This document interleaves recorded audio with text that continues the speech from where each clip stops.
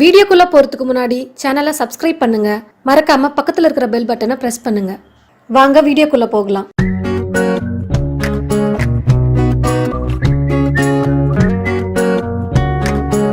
Welcome to Priya's kitchen.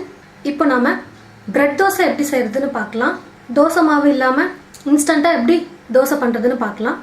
அரிசி மாவு எடுத்திருக்கேன், ரவை, தயிர், அப்புறம் பிரெட் பீஸ் வந்து 8 எடுத்து வச்சிருக்கேன் நான்.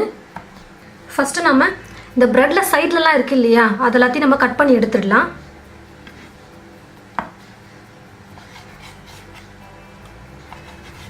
இந்த மாதிரி பிரெட்டோட 4 பக்கமும் கட் பண்ணி எடுத்துடலாம். நான் எல்லா பிரெட்டையும் 4 பக்கமும் கட் பண்ணி எடுத்து வச்சுட்டேன். இப்போ நாம ஒரு பவுலில் போட்டு எல்லாத்தையும் மிக்ஸ் பண்ணிக்கலாம். ஃபர்ஸ்ட் எடுத்து வச்சிருக்கிற பிரெட்டை சின்ன சின்ன பீஸாக கட் பண்ணிக்கலாம். இந்த மாதிரி பிச்சு பிச்சு போட்டுக்கலாம். நான் எல்லா பிரெட்டையும் இந்த மாதிரி கட் பண்ணி போட்டேன். நான் 1/2 கப் ரவை எடுத்திருக்கேன். இந்த கப்போட சைஸ் வந்து 125 மில்லி. இந்த 1/2 கப் ரவையை நான் இதில் போட்டுக்கிறேன். இது கூடவே அரிசி மாவு 2 ஸ்பூன் போட்டுக்கலாம். 2 ஸ்பூன் போட்டால் போதும். தயிர் வந்து 1/4 கப் எடுத்து வச்சுருக்கேன். இந்த கப்போட அளவு வந்து 60 மில்லி. இப்போ உப்பு தேவையான அளவுக்கு போட்டுக்கலாம். எல்லாத்தையும் நல்லா மிக்ஸ் பண்ணிடலாம். இதெல்லாம் முழுகிற அளவுக்கு தண்ணி ஊற்றிக்கலாம்.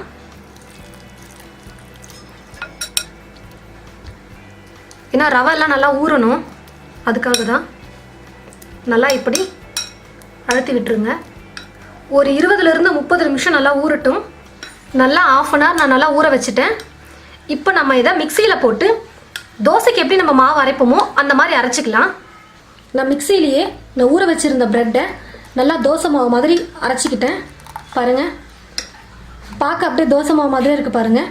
இப்போ நம்ம தோசை ஊற்றலாம். நான் ஸ்டவ் மேலே தோசைக்கல் வச்சுட்டேன். தோசைக்கல் நல்லா காஞ்சிருச்சு. இப்போ நம்ம தோசை ஊற்றிக்கலாம்.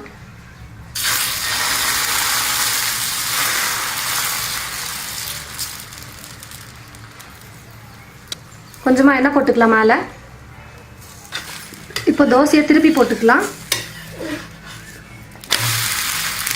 தோசை நல்லா வெந்துருச்சு. இப்போ எடுத்துடலாம்.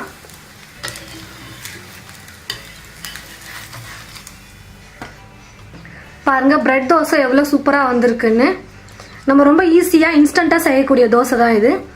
ஒரு 5 பீஸ் 6 பீஸ் பிரெட் இருந்தாலே ஒரு 2-3 பேர் சாப்பிட்ற அளவுக்கு நம்ம தோசை செய்ய முடியும். நான் பிரெட் தோசைக்கு சைட் டிஷ்ஷாக நான் புதினா சட்னி செஞ்சுருக்கேன். நீங்கள் எந்த சட்னி வேணால் யூஸ் பண்ணிக்கலாம்.